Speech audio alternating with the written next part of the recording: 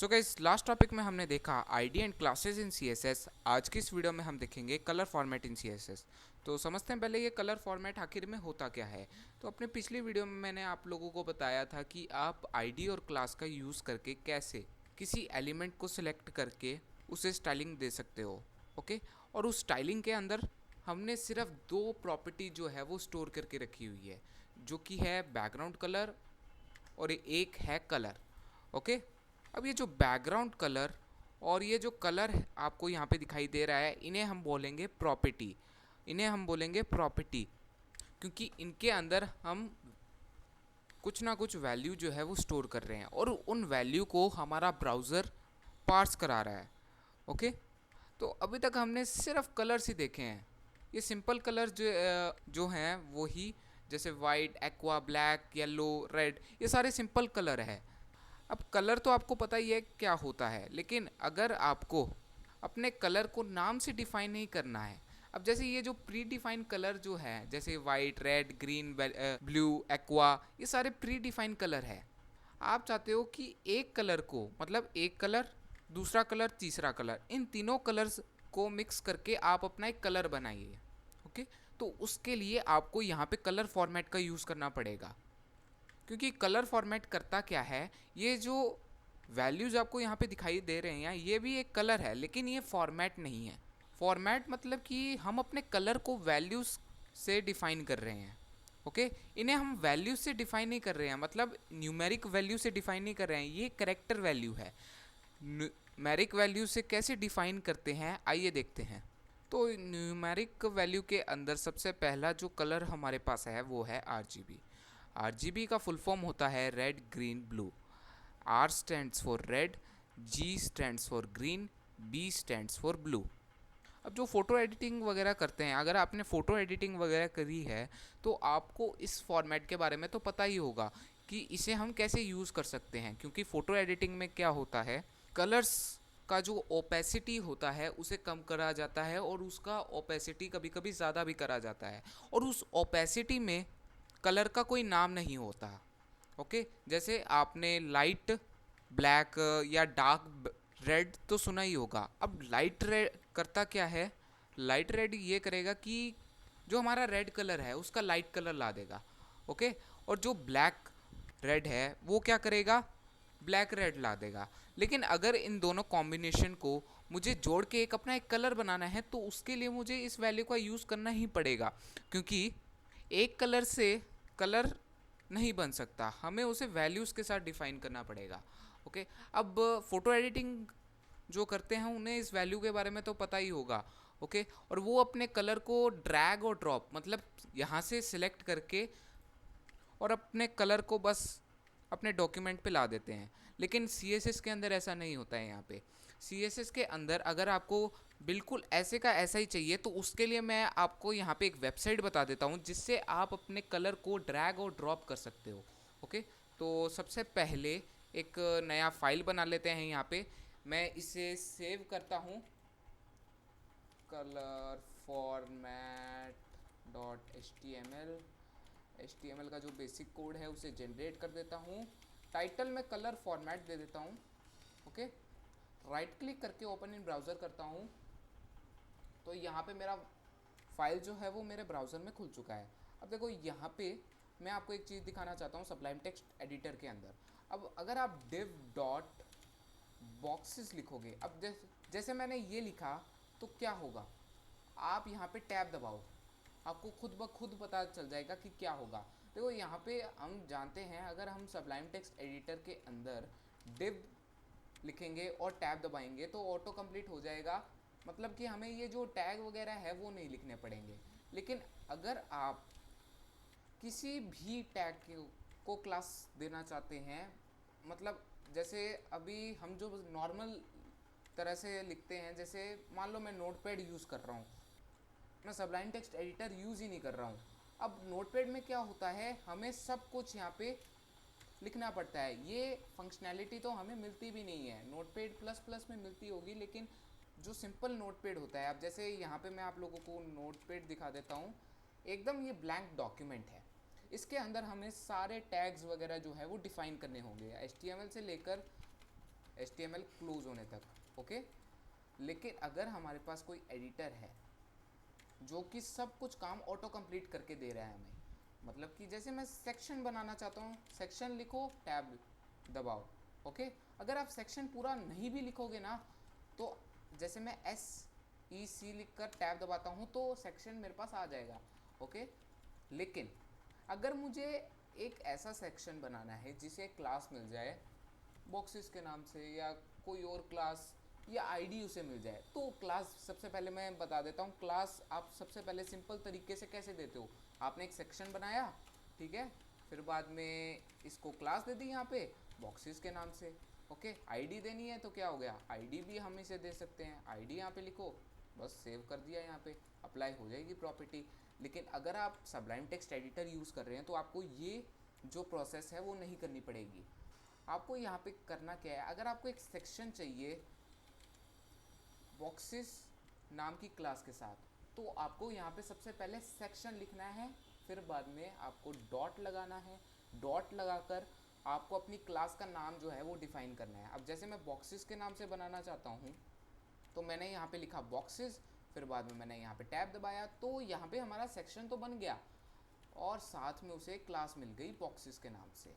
अब मैंने यहाँ पे डॉट क्यों लगाया, अब अगर आपने आईडी क्लासेस वाला वीडियो देखा है तो उसके अंदर मैंने आप लोगों को बताया था कि कैसे आप क्लासेस को यहाँ पे सिलेक्ट कर सकते हो, ओके। क्योंकि क्लासेस को सिलेक्ट करने के लिए आपको यहाँ पे डॉट सिंबल जो यहाँ पे दिखाई दे रहा है उसे लगाना ही पड़ेगा, ओके। तभी आपकी जो HTML डॉक्यूमेंट के अंदर जो क्लास है वो डिटेक्ट कर पाएगा, ओके। अब यहाँ पे देखो आप लोग, अगर मैं डिव बनाना चाहता हूँ, उसे आईडी देना चाहता हूँ बॉक्सेस के नाम से, तो मैं यहाँ पे दे सकता हूँ। तो यहाँ पे एक डिव बन गया और साथ में इसे आईडी मिल गई। अब आईडी कैसे बनी, अब आपको यहाँ पे पता चल ही गया होगा। आईडी को हम कैसे डिफाइन करते हैं, हैश के साथ CSS में, ओके। HTML में हम आईडी को ऐसे डिफाइन नहीं करते। और अगर आप लोग सबलाइम टेक्स्ट एडिटर या कोई भी एडिटर यूज़ कर रहे हो तो उसके अंदर ये फंक्शनैलिटी तो होगी ही होगी, ओके। उसके अंदर आपको ये फंक्शनैलिटी मिलेगी। अब मैंने यहाँ पे लिखा हैश, फिर बाद में मैं बॉक्सेस नाम लिख देता हूँ, फिर बाद में टैब दबाता हूँ, तो यहाँ पे ऑटो कंप्लीट हो जाएगा। आपको एंटर नहीं दबाना है, आपको टैब दबाना है, ओके। तो इसका बहुत ही ब्रीफ इंट्रोडक्शन मैंने आपको दे दिया है। अब आप यहाँ पे डॉट लगाओगे और फिर बाद में बॉक्सेस लिखोगे तो आपको इसे क्लास नहीं देनी पड़ेगी, ये रैंडमली जनरेट कर लेगा क्लास, ओके। अब मैंने बॉक्सेस के नाम से मैंने एक क्लास बनाई, फिर बाद में आईडी देनी है तो आप आईडी भी दे सकते हो। मैं यहाँ पे क्लास का यूज़ करता हूँ सबसे ज़्यादा, इसलिए मैं यहाँ पे क्लास लगाऊंगा। इसके अंदर पैराग्राफ में लिख रहा हूँ बाय द वे, आप चाहो तो आप अपना कोई भी इमेज वगैरह जो आपको देना है वो आप दे सकते हो। लेकिन मैं आपको अभी कलर फॉर्मेट के बारे में बता रहा हूँ, इसलिए मैंने यहाँ पे एक टेक्स्ट जो है स्टोर करके रख दिया, okay. This is my paragraph, okay.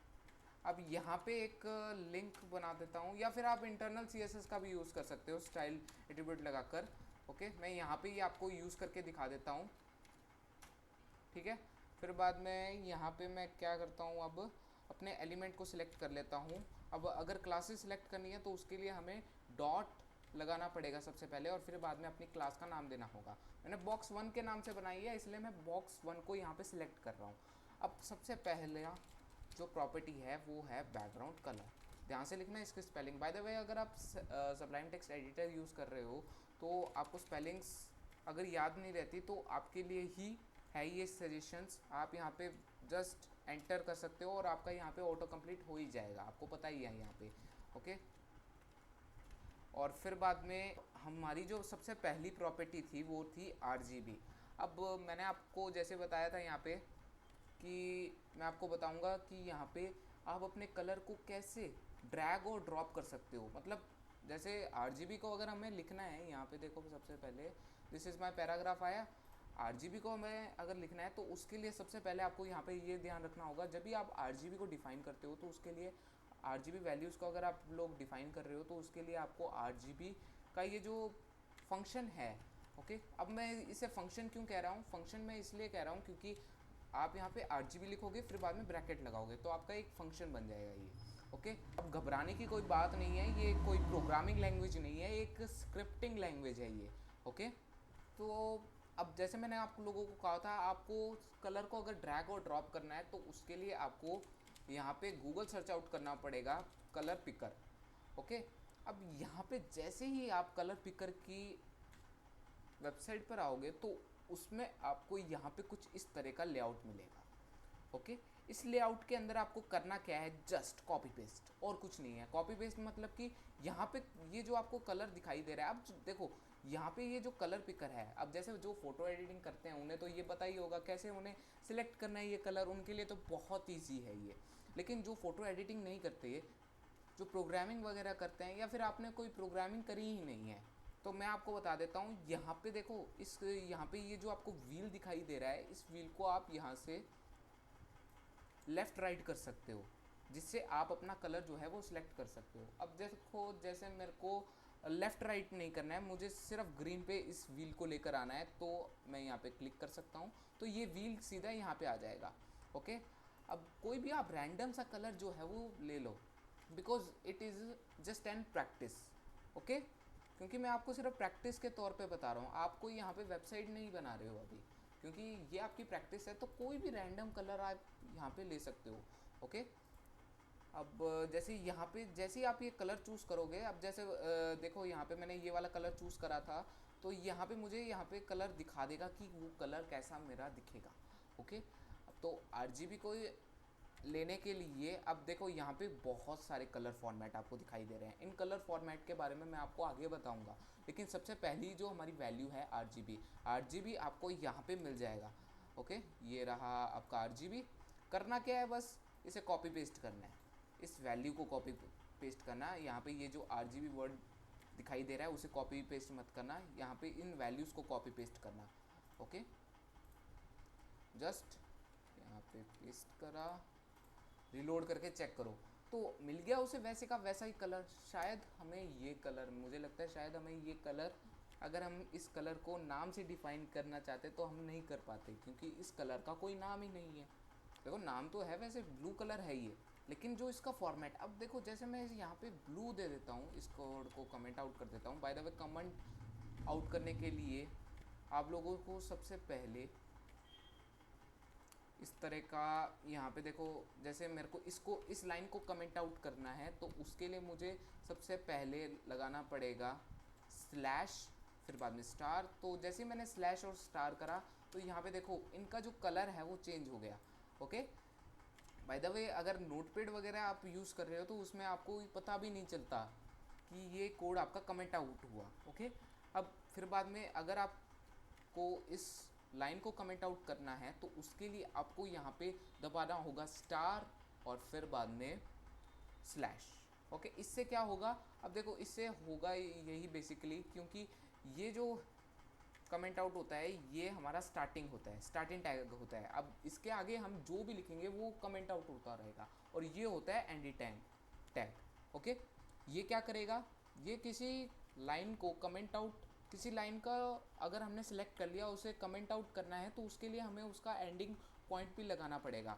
By the way, अगर आप सबलाइम टेक्स्ट एडिटर यूज़ कर रहे हो मेरी तरह, तो उसके लिए आपको यहाँ पे बैकग्राउंड कलर की ये जो प्रॉपर्टी मुझे कमेंट आउट करनी है, आपको क्या करना है, यहाँ पे कहीं भी अपना जो लाइन आपको सिलेक्ट करना है, ठीक है, फिर बाद में आपको कंट्रोल दबाना है आपको, फिर बाद में स्लैश, ऑटो कंप्लीट हो जाएगा, कमेंट इसको मिल जाएगा। यहाँ पे कमेंट का मीन्स होता है कि वो कोड एग्जीक्यूट ना हो, वो सिर्फ एक बार लिखने के लिए काम आए।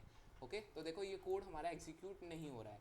ओके, तो यहाँ पे इसे मैंने कुछ इस तरीके से कमेंट आउट करा था। ओके, अब मैं यहाँ पे बैकग्राउंड कलर ब्लू दे दूँ, यहाँ पे सेव करके रिलोड करूँ, देखो कलर ब्लू यहाँ पे आ चुका है, लेकिन ये कलर वैसे का वैसा नहीं है। ओके, डार्क ब्लू होता है, यहाँ पे होता है। यहाँ पे रिलोड करके चेक करते हैं क्या वो कलर उसी की तरह आ रहा है। यहाँ पे मैं अगर कंपैरिजन के लिए लगाऊं, यहाँ पे ये कलर कुछ इस तरीके से था। ओके, तो कलर यहाँ पे कुछ इस तरीके से आ रहा है हमारा। ओके, अब इस लाइन को मैं लेकिन इसका फॉर्मेट जो है वो अलग आ रहा है। इसलिए हमें यहाँ पे RGB वैल्यूज़ को यूज़ करना पड़ेगा, क्योंकि यहाँ पे इस कलर का कोई नाम नहीं है। ओके, तो इसे यहाँ पे इरेज कर देता हूँ। सो गाइस, ये थी हमारी RGB। अब नेक्स्ट फॉर्मेट की तरफ बढ़ते हैं, जो कि है HEX। HEX को डिफ़ाइन करने के लिए हमें कुछ इस तरह का कोड लिखना पड़ेगा। अब ये जो कोड आपको दिखाई दे रहा है ये RGB की तरह नहीं है। ओके, ये RGB से आप यूँ कह सकते हो, RGB से छोटा, मतलब शॉर्टेस्ट कोड है ये, एकदम एकदम शॉर्टेस्ट है। RGB कम से कम 3 वैल्यूज़ अपने अंदर स्टोर करता है, लेकिन ये ना कोई वैल्यूज़, इसके वैल्यूज़ के नंबर नहीं है, क्योंकि यहाँ पे सबसे पहले हैश आ गया। अब अगर मैं हैश को काउंट करके आप लोगों को इसकी गिनती बताऊँ तो इसकी गिनती है 7, मतलब 7 कैरेक्टर आएंगे तभी आपका यहाँ पे कलर यूसेज होगा, वरना नहीं होगा। ओके, तो इसे डिफ़ाइन करने के लिए जो मैंने आपको वेबसाइट यहाँ पे ओपन करके रखी हुई है, उसके अंदर आपको कोई भी रैंडम सा कलर जो है वो चूज़ करना है। बाय द वे मैंने इसे जूम इन करा हुआ है, मैं जूम आउट कर लेता हूँ यहाँ पे। अब यहाँ पे आप लोगों को ये जो वेबसाइट दिख रही है, जस्ट यहाँ पे ड्रैग और ड्रॉप भी करना है आपको। अब कोई भी रैंडम से आप कलर ले सकते हो। अब जैसे बॉक्स 2 के लिए मैं ये वाला कलर ले लेता हूँ, कुछ इस तरीके से। अब यहाँ पे देखो, सबसे पहली वैल्यू ही HEX आ रही है। HEX के नीचे जो आपको ये कोड दिखाई दे रहा है, इसे जस्ट कॉपी पेस्ट करना है। ओके, अब जैसे हम अपने कलर को कैसे डिफ़ाइन करते थे RGB में, RGB का जो फंक्शन होता है उसे डिफ़ाइन करना पड़ता था और उसके अंदर अपना कलर जो है हमें लिखना पड़ता था। पर ऐसा यहाँ पे नहीं है, ऐसा यहाँ पे नहीं है। आपको जस्ट अपना जो कलर, जैसे आप नॉर्मल कलर जो है वो पेस्ट करते हो अपने किसी एलिमेंट में, तो उसी की तरह से आपको यहाँ पे डिफ़ाइन करना है। ओके, तो यहाँ पे एक नया बॉक्स बना लेता हूँ बॉक्स 2 के नाम से। सो div डॉट बॉक्स 2, इसके अंदर डाल दूंगा पैराग्राफ और इसके अंदर लॉरम डाल देते हैं जैसे हम। ओके, यहाँ पे रिलोड करके एक बार चेक करता हूँ, तो यहाँ पे देखो इस तरीके से हमारा ये जो टेक्स्ट है वो आ चुका है। ओके, अब इसके अंदर मैं यहाँ पे क्या करता हूँ, डॉट बॉक्स 2 को सिलेक्ट करके बैकग्राउंड कलर दे देता हूँ। हेक्सा कोड को आपको यहाँ पे जस्ट पेस्ट कर देना है। ओके, यहाँ पे सेव करो, रिलोड करके चेक करो, तो उसे मिल गया वैसे का वैसा ही कलर। तो ये था हमारा HEX कोड। ओके, फिर बाद में आती है हमारी HSL। HSL को डिफ़ाइन करने के लिए हमें कुछ इस तरह का फॉर्मेट में कोड लिखना पड़ता है।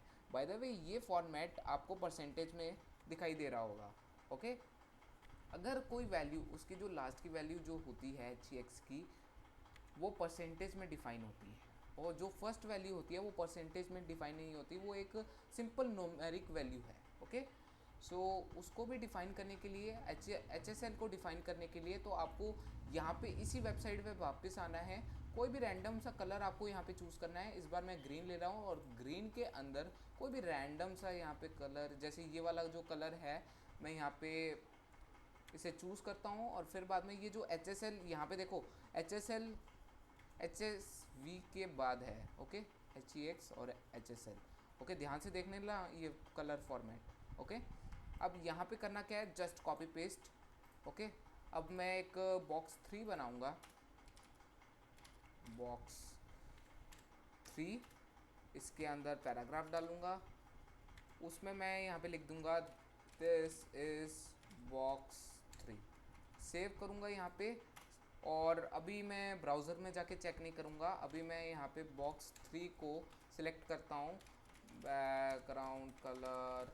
ओके, फिर बाद में HSL को भी डिफ़ाइन करने के लिए हमें RGB की तरह ही लिखना पड़ता है, लेकिन RGB की तरह ऐसा नहीं है कि हमें बस यहाँ पे RGB लिखना है और अपनी जो कोड है उसको यहाँ पे डिफ़ाइन कर देना है। नहीं, हमें इस तरह से नहीं करना है इसे।